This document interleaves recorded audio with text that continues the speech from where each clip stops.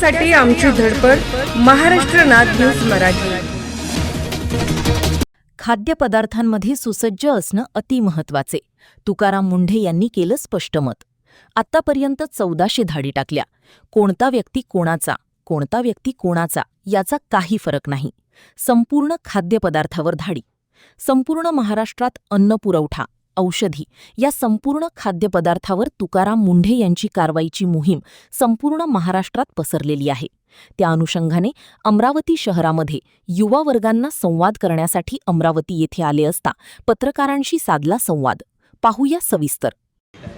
नाही, आकडेवारी तर भरपूर आहे. महाराष्ट्रामध्ये आपण जवळजवळ 1400च्या आसपास इन्स्पेक्शन केलेले आहेत. फूडच्या बाबतीत 100च्या आसपास आपण ड्रगच्या बाबतीत कारवाई केलेल्या आहेत. त्याच्यामध्ये जे सिव्हिअर व्हायलेशन्स आहेत त्याच्यामध्ये आपण सस्पेन्शन केलेले आहे. 400च्या आसपास जवळजवळ इम्प्रूव्हमेंट नोटीस दिलेल्या आहेत आणि नियमापासून कारवाई करतो जेणेकरून नागरिकांना शुद्ध अन्न, सुरक्षित अन्न भेटलं पाहिजे, सुरक्षित औषधं भेटले पाहिजेत आणि या दोन्ही त्या नियमांचं पालन केलं पाहिजे. या दृष्टीने आपला प्रयत्न आहे. आणखी कठोर करण्याची गरज असं तुम्हाला वाटतं का? चालूच आहे, कठोरपणे चालू आहे. कठोर याचा अर्थ असा नसतो की आपले जे बिझनेस ऑपरेटर आहेत त्यांना काही त्रास देणं हा कधी उद्देश नसतो. कठोर याचा अर्थ एवढाच असतो की नियमांचं पालन सर्वांनी करायचं आहे. अधिकाऱ्यांनी अधिकाऱ्यांचं काम करायचं. आम्ही रेग्युलेटर म्हणून काम करतो तर रेग्युलेशन म्हणून काम करायचं आहे. एफबीओने त्यांना जे रूल्स दिलेले आहे फूडच्या बाबतीत जर विचारा जवळजवळ 22 प्रकारचे रेग्युलेशन्स आहेत. ते रेग्युलेशन त्याच्यामध्ये असतात, त्याप्रमाणे कंप्लाय करायचं आणि जे कोणी व्हायलेशन करतं प्रोपोर्शनल पद्धतीने ॲक्शन घेतं.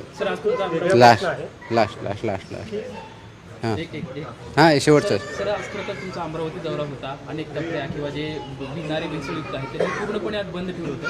हे डर अच्छा लागा, खरं तर असंच म्हणावं लागेल तुमच्या बाबतीत. मात्र सर, बऱ्याच वेळेस तुम्ही कारवाई करताना जे लहान मोठे आस्थापने आहेत त्यांच्यावरती कारवाई होताना दिसते. मात्र जे काही मोठे उद्योजक आहेत किंवा मोठे डीलर आहेत त्यांच्यातल्या कारवाई येताना दिसत नाही. आपण सर्वावरतीच करतो. तुम्ही जर व्यवस्थित आकडेवारी बघितले तर हॉटेल्स आहेत, रेस्टॉरंट आहेत, डेअरी आहेत, ग्रोसरीमध्ये आहेत, ऑइलमध्ये आहेत, ड्रग्जवरती आहेत, मॅन्युफॅक्चरवरती आहेत, सर्ववरती आपण कारवाई केल्यात. आपल्याकडं पोर्टल चालू झालेलं आहे. ग्रीव्हन्सेस येतात, तक्रारी येतात, त्याचं ॲनालिसिस होतं. आपल्या विभागाची आकडेवारी आहे आणि ज्याप्रमाणे येतात त्याप्रमाणे आपण शहानिशा करून त्याच्यावरती कारवाई करतो. त्याच्यामुळे कोणत्याही प्रकारचं लहान किंवा मोठा, छोटा किंवा या भागातला असं कोणतंही डिस्क्रिमिनेशन होत नाही.